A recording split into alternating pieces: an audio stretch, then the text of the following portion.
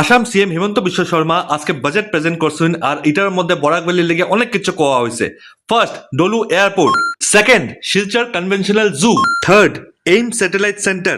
Fourth, Guwahati Silchar high speed corridor. কিন্তু আমি জানি এই অ্যানাউন্সমেন্ট, অত বড় বড় অ্যানাউন্সমেন্ট শোনার পরেও ম্যাক্সিমাম বরাক ভ্যালি মানুষরা মনে কিতা আইছে এটাই আইব।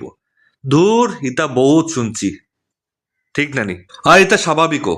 এন্টায়ার বরাক ভ্যালির রাস্তাঘাটে যে অবস্থা এটা দেখার পরে অত বড় বড় প্রজেক্টগুলো শুনলে ফাইজলামি মনে হয়।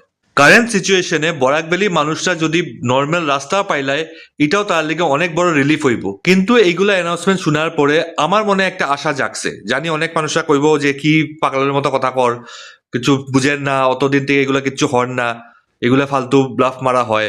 সবকিছু মানছি, ফার্স্টেশনটা ভ্যালিড জানি, কিন্তু একটু বড় ভাবতে লাগবো, বড় আশা করতে লাগবো, বড় ডিমান্ড করতে লাগবো, তখনই বড় বড় কিছু পাইমু।